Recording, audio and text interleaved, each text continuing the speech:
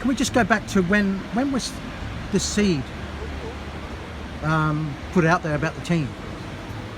What, very originally? Yeah. November 2016. November, December. Tip was away racing in China. Johnny was finishing up some uni stuff. So it was all a bit last minute. We had 4 weeks or so training towards our first nationals in January 2017. Yeah. So only just 3 years ago. That's where we are now. It's mad. Well, it is quite mad, quite outrageous. For yourself, what do you think the team has influenced? Where are the changes? Where are the changes? Because I mean, you've got the strategy. You've also got the aerodynamic stuff that you've done on the bikes. Where's our influences? I think there's a little bit everywhere. Yeah. I think we've forced nations to reassess how they structure, how they treat riders, how they approach performance, how they go to a World Cup and perform. Because historically there's been such a focus on Worlds and especially Olympics, whereas now you can't come to a World Cup and not bring your A game, or you aren't going to perform. And we've seen bits of our strategy copied by every nation. Even the Aussies now have done some long turns and use guys like that. We've had some of our equipment, obviously our helmets now, the Danes are riding the same setup there. You've got our extensions are now commonplace across the board. There's loads of little things, bigger gears as well. We all try to push towards that, and now I think a lot of the guys are heading towards 120-inch gears, which historically people would laugh at you if you put one on. So I think there's lots of little things, and probably rider empowerment's the big one, the one that athletes now know what they're riding, why they're riding, and how they should be doing it, rather than just being told, shut up and ride this. And I think that's a great thing, that they're in control of their own destiny, or at least a whole lot more than they used to be. It's a great thing. When I walked in here, my first World Cup for about 10 years, and I see all these people working for other teams, have you not been approached? Oh yeah. Because I mean, you're obviously working for the road teams. Yeah. No announcements I can say yet, but I will definitely be working with somebody towards Tokyo. I've been doing bits and bobs here and there, so I've had approaches, and it's always just been how I can fit it in, really. At the end of the day, I want to perform on the track. I'm still a cyclist, though.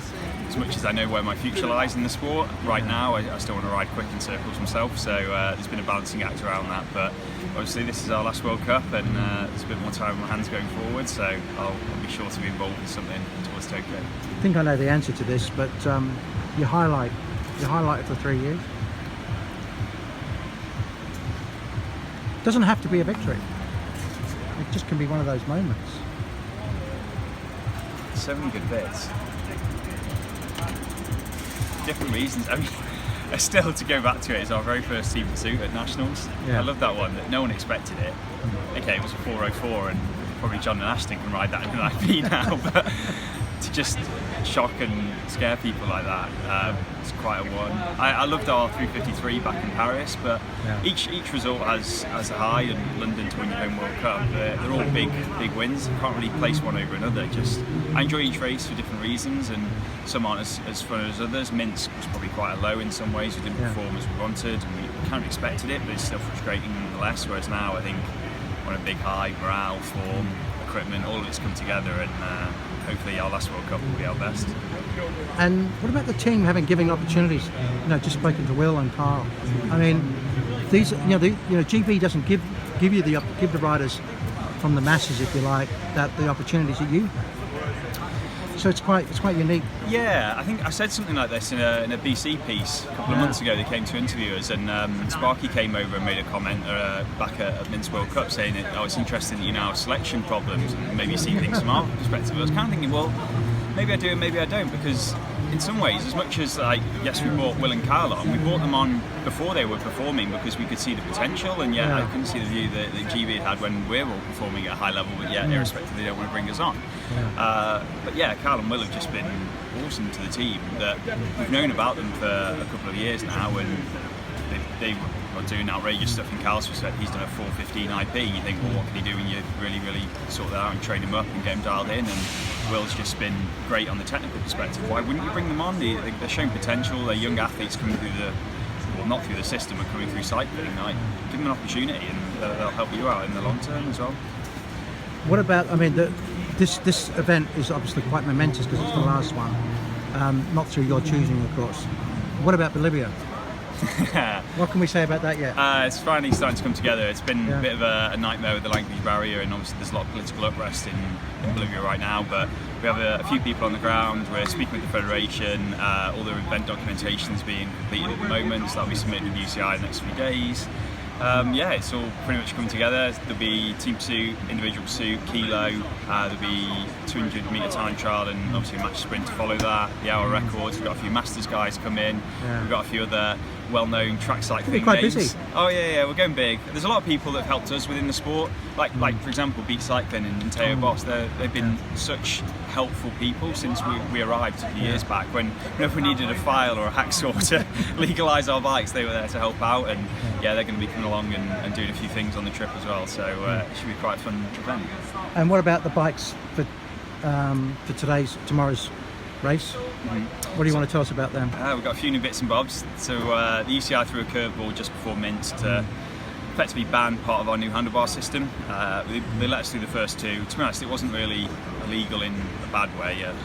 Define a bad way. We're about 20 mil longer on a plate than we should have been or could have been. Obviously, when you get told on a Thursday and you're flying on a Saturday, there's not really much you can do about it. So we've legalised with the help of the AMRC. So they're the Advanced Manufacturing Research Centre up in Sheffield. So a good friend there has connected us up, and they've made a load of new mounting plates for us. So we're a lot cleaner now. Probably a good few watts aero gained, and obviously within the regulations too. So that's a bit of an upgrade. We've all geared up quite a bit. A few of the little sneaky things here and there on the bike that should find us a bit of gains, and I guess the big one is our new skin suits as well. So VeloUK have allowed us to beta test their Tokyo edition skin suit, which is pretty exciting for us, and it's already had a gold medal with Azizel last week over in New Zealand, and Kieran, I think it's the gold there, quite convincingly as well, so hopefully we can add to that tally. And finally, this track, you rode it for the Commonwealth Games? Yeah, a few bad memories here from that really, and a few demons. Time to put them right. Put them right, exactly that. And it's been such a different experience. I was never in a good mental state when I was here back for the Commie Games, and quite literally crying and feeling pretty shit the whole way through it mentally.